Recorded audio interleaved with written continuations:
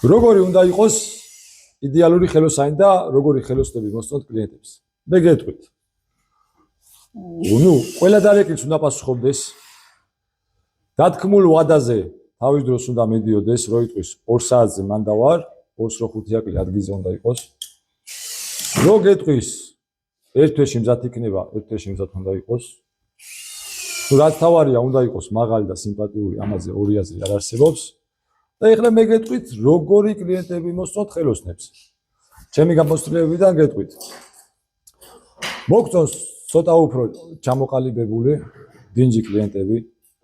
ფას რო ეტყვი და არ გევაჭრება, დამიკელის არ გეუბნება, ესეთი კლიენტები მოგწონს.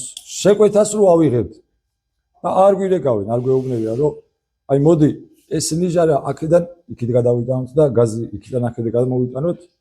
ფერი ამის მაგივრად ეს გავაკეთოთ, მასალა იმის მაგივრად ის გავაკეთოთ, ზედაპირი სამიანის მაგივრად 4-იანი ანუ შეთანხმებულ პირობას რომ გზა და გზა არ გიცხრე, ესეთი კლიენტები მოგწონს.